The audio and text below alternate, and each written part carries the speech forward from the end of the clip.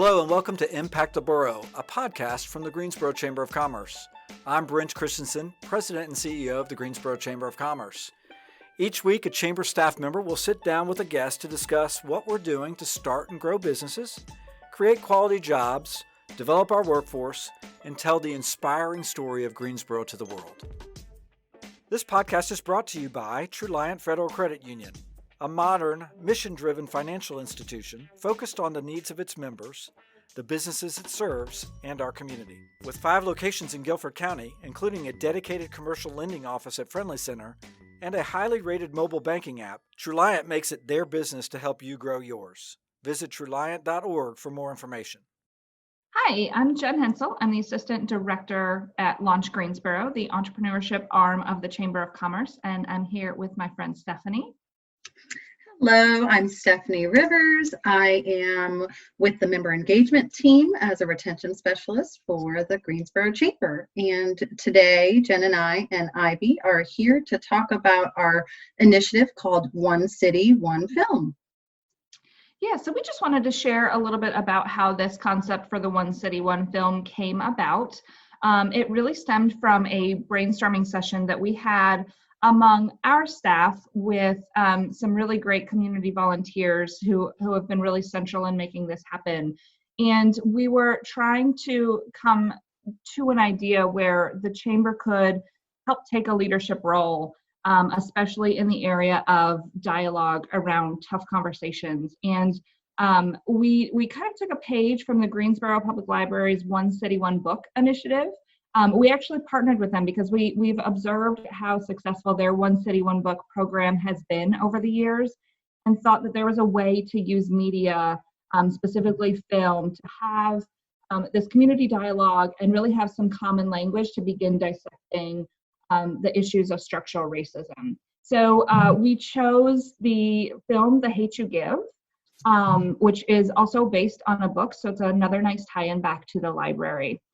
So one of the reasons that the Chamber really felt like a leadership role was a possibility, that this was a good lane for us to be in, was we have a program. It's really a leadership development community program called Other Voices. It's been going on for several years, and it really examines the roots of prejudices. And so we kind of combined that model with this One City, One Book and came up with One City, One Film. So through the work of our committee, which again was made up of a lot of really passionate staff members and community volunteers, we put together 3 community discussions, 3 different sessions. These sessions were guided by trained facilitators, and we started out by discussing the film and some eye-opening areas that were revealed through the film, and again with some of that common dialogue. And then we really talked about racial inequity as it is depicted in that film and how it ties back to the Greensboro community.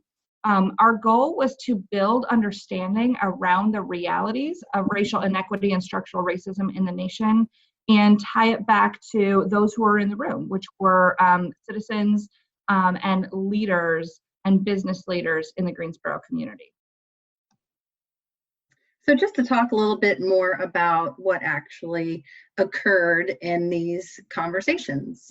Like Jen said, we had 3 sessions and we're definitely joined by various community leaders such as the mayor, different councilwomen and councilmen, some members of the Greensboro Police Department, as well as other business leaders throughout Greensboro.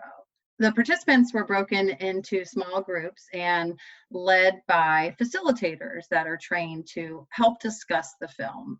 A lot of the feedback that we received from the small groups has been feelings of a new light shed on the Black community here in Greensboro. Because a lot of the white participants were able to hear from their, quote, Black neighbors about how the film's depiction of the treatment of Black people was real and alive here in Greensboro. The sessions definitely created a safe space where people could be honest and learn from all races that were on the call.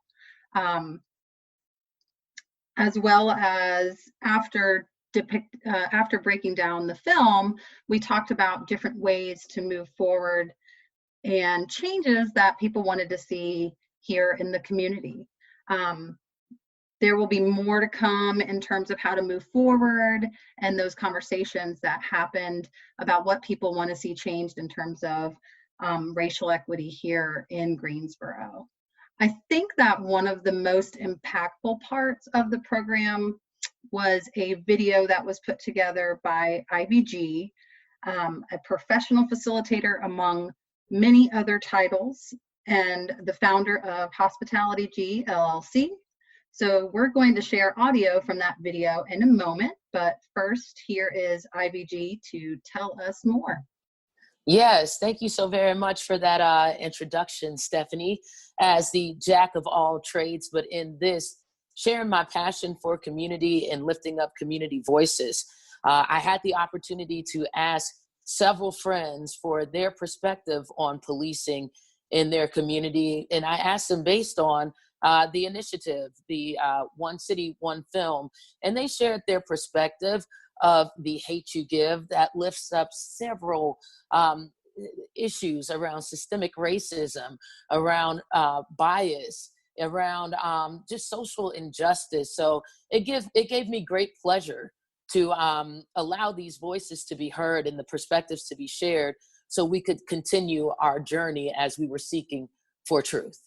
And now here's the video. Hi, I'm Julie Peoples, and I live here in Greensboro, and I'm a pastor here. My encounters with police officers in this area have been varied. Some have been good, some have been not so good. But I've never had to worry about losing my life during an encounter with police officers. Many of the officers I know now are really good and decent people. But the point is, this isn't about good characters versus bad characters or a few bad apples. This is about a system that is toxic, a system that was designed from the start to target certain groups of people, designed to really escalate violence rather than diffuse it. It's a system created by white people to maintain white supremacy. Black people have borne the brunt of this. At the same time, all of us are caught up in this system, including law enforcement. There will be no equity, no racial justice, until in this country we commit to a complete rethinking and an overhaul of the law enforcement system. Just imagine, whatever your work is or your area of interest, if you were told that certain people were going to die for no good reason and that you could have a part in stopping it. Wouldn't you drop everything to make those changes to ensure no one lost their life? It's time for all of us to work together for the good of all, including law enforcement, including Black and Indigenous people of color, including all of us. Thank you. Good afternoon. I'm Elijah Hayes. I'm a 19-year-old African-American male, and I live in the northern region of Greensboro. Good afternoon. My name is Justin Wilson. I'm an 18-year-old African-American young male, and I live in the Brown Summit region of Greensboro. And today we're here to talk about police brutality in our community and around the world as a whole. Throughout this year, and in recent years previous, as a Black community and as the world as a whole, we have witnessed the tragic losses and injustice done to African-Americans by police officers. And I do not like the fact that everywhere I go, I feel like I got a target on my back by the police. I wish it was better. As we can only control our own thoughts and what we do as people, I really hope that people, specifically the police departments, realize we need to live in a world of love and not hate. And taking somebody's life simply for no reason is just not the way to go. And it's not every policeman, but that one bad policeman just makes them as a whole just seem, not safe. And I just hate the fact that every time I go somewhere, even when I'm not doing wrong, I still feel like there's something I'm doing wrong. And at any second, any point, the police could pull out their gun and that could be my life. And just that thought just makes me try to avoid them as much as possible. Even when I'm in trouble, I feel like I don't have no one to call. I just wish things were better in our community. As a Black male, and as I'm here with my fellow cousin, I will continue to stand behind my Black brothers and sisters. And I will continue to raise my voice to stand against police brutality until a change is made. Hi there, my name is Tyka Sorion. I am an 18-year-old here in Guilford County. I have lived all over the world. I am a first-generation American, meaning my parents are immigrants. The Hate You Give is one of my all-time favorite books. I have it right here.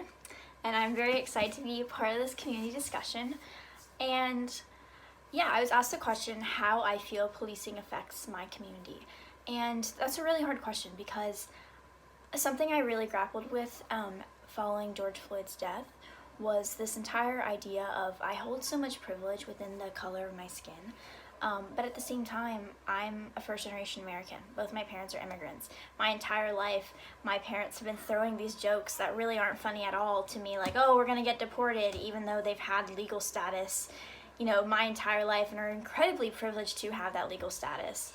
And something I also really grappled with was this entire idea of comparative suffering and feeling so guilty for the color of my skin and knowing that I, especially in the past, you know, when I was straight passing, that I did not face those struggles and that intense fear of police, but I do now.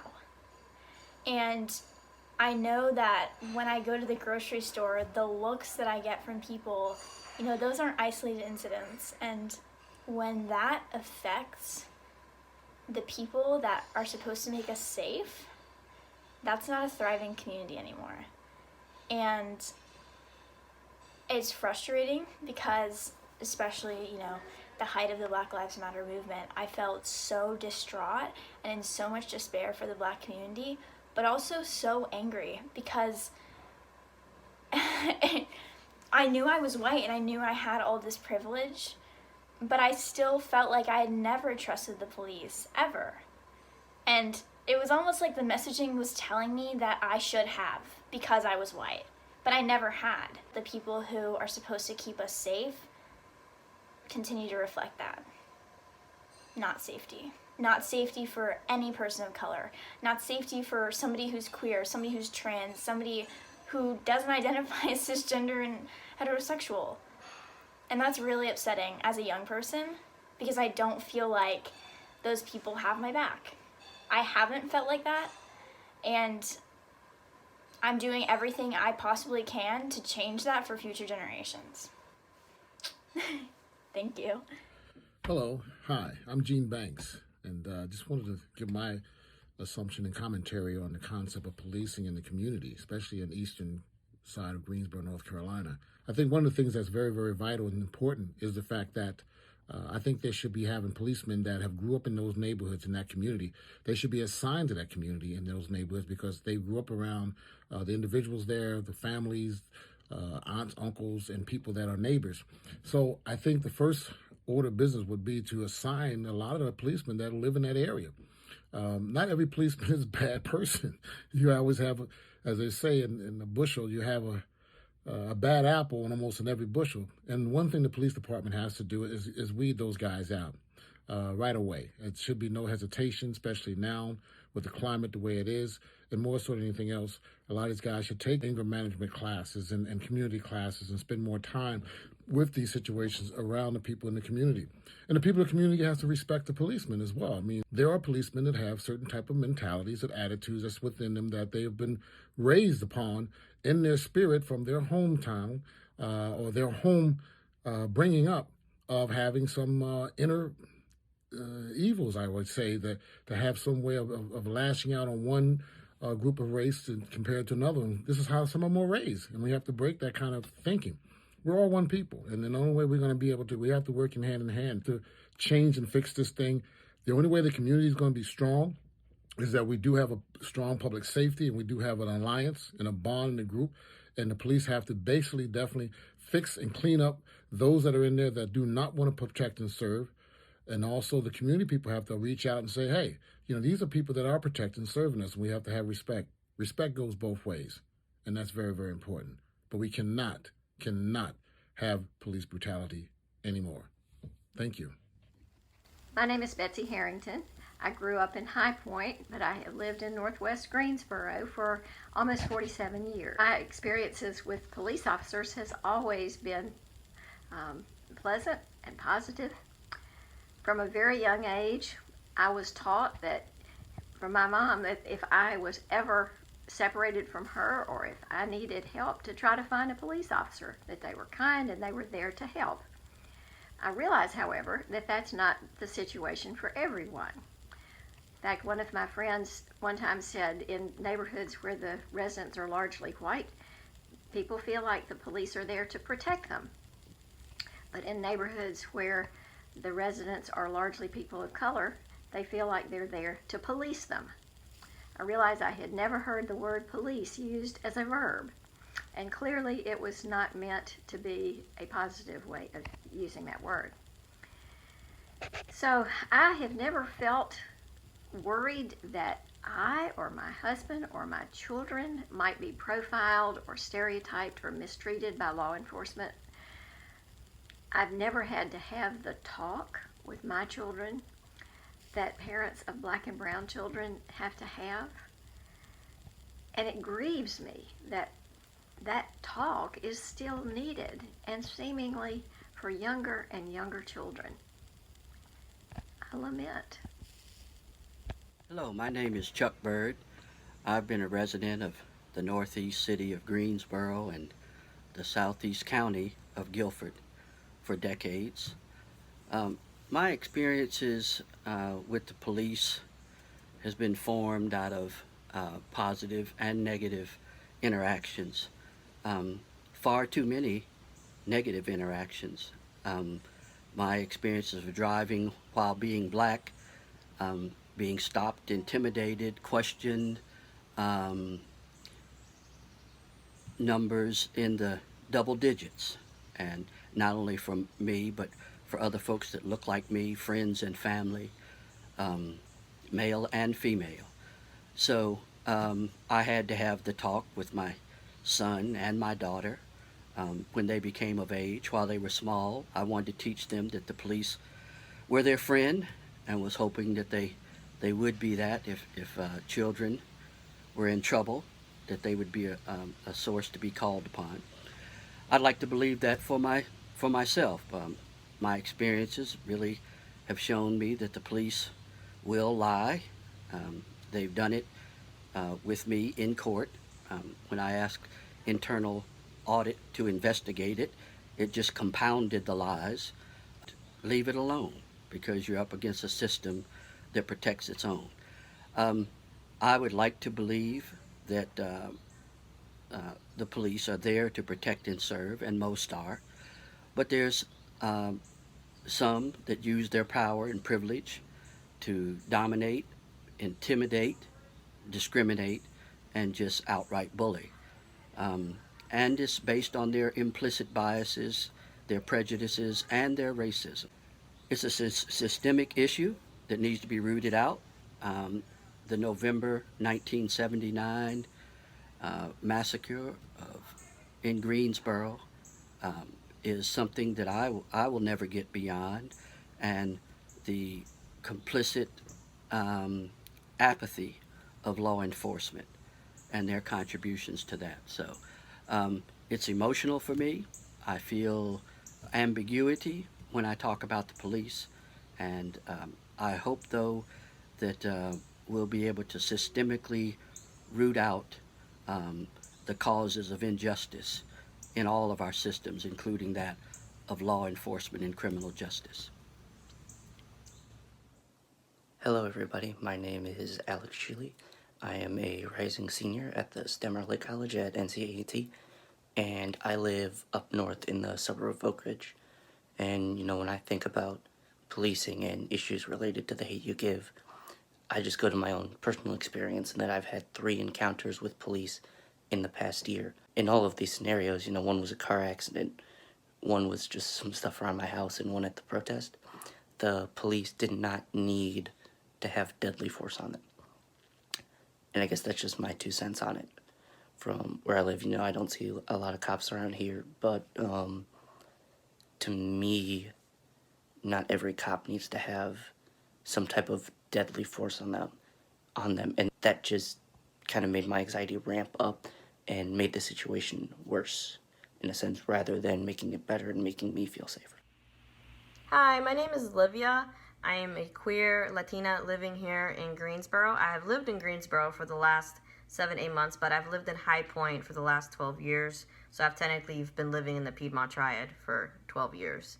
And I've never had a personal interaction with our fellow police officers in the community, but I've had friends who have had interactions with them. And based off of their interactions, I honestly get a lot of anxiety of the thought of having to interact with a police officer in my community, mainly because I'm a person of color. And I guess I can best describe the feeling of it is just a lot of anxiety. One would think that as a police officer is supposed to do is make you feel safe, but unfortunately I feel the opposite. I just get a lot of anxiety about it. Okay, Ivy, my name is Deja. I have lived in the Greensboro area for almost 4 years now. And my own personal feelings or experience with police officers is I've never really had a personal encounter to make with them. But I have had family members and friends have their own experience and issues, and just knowing that puts a wall up on my end. I just never feel safe. If I'm in the presence of one, whether it's in the store, a gas station, a mall, I instantly have my wall up. If I'm driving, everything can be done right. And a cop maybe comes behind me, I'm instantly nervous. And that's just because of what I've seen in the media and what I've heard and from family members. It just never goes right. I know family members that have been pulled over for a cop assuming they were going to break the law. Never broke the law, just did it for assumption. And I think that's a big issue that's going on right now, is assumptions. Nobody's understanding each other from each end.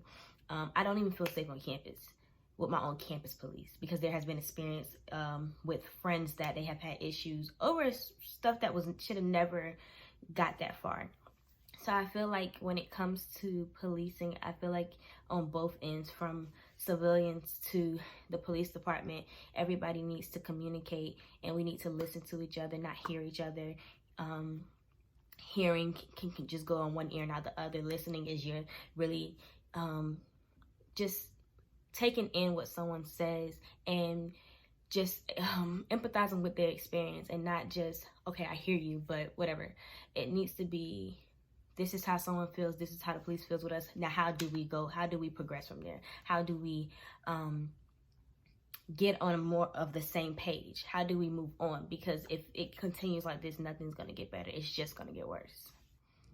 Greensboro has a complicated identity, and we've always been at a crossroads, from the Revolutionary War and the Civil Rights Movement on the one hand, to our failures around Jim Crow and desegregation, as well as using civility in many community issues to the detriment of racial equality and justice. When it comes to police abuse of power, 70% in the white community would probably say it doesn't exist. 70% in the black community would say it does. We have to come at these issues recognizing that our community is divided, and our complicated identity. We don't run from it, we don't deny it, but in order to be effective, we have to acknowledge where we've succeeded as well as where we've failed. We've got to develop an authentic culture of listening. We have to identify points of action. We have to do this within the historical realities that particularly white elected civic and religious leaders have often remained silent in terms of issues of abuse of police power and racial inequality. Considering this, how do we listen authentically? How do we work to build multiracial coalitions? How do we develop the courage and commitment levels in order to deal with this issue and also embrace a vision of what good policing ought to be? If we do this well, we will serve as a model both for the city and for the nation. We will be able to not only deal with policing, we'll also be able to deal with many other issues of race equity in Greensboro. I want to be about that work, and I hope you do too. So we just really want to thank the community members who shared their voices and shared their experiences so vulnerably and so authentically in this film that Ivy put together. I think it really showcases a wide breadth of our community and showcases some of the work that really needs to be done. Thanks again to Ivy for putting this film together. And if you want to follow Ivy, which it is a joy to follow her on social media every day, you can find her on Instagram at IV Juan Valdez G. That's at IVJUANVALDEZG. Or on Facebook, you can find her under IVG. That's IVEYGHEE. And it doesn't end here, right? We're going to continue to have these conversations around structural racism and how we can address it in the Greensboro area. So follow along for updates at greensboro.org/onefilm to see how these dialogues move forward. Thanks so much. This podcast is brought to you by Truliant Federal Credit Union, a modern, mission-driven financial institution focused on the needs of its members, the businesses it serves, and our community. With 5 locations in Guilford County, including a dedicated commercial lending office at Friendly Center and a highly rated mobile banking app, Truliant makes it their business to help you grow yours. Visit Truliant.org for more information. You can find all of our episodes on YouTube thanks to our video sponsor, North State. Impact the Borough is recorded at Press Play Studios. Producers are Brody Cohen Glaze and Holly West. You can follow us on Instagram, Twitter, and Facebook at GSO Chamber. See you next time.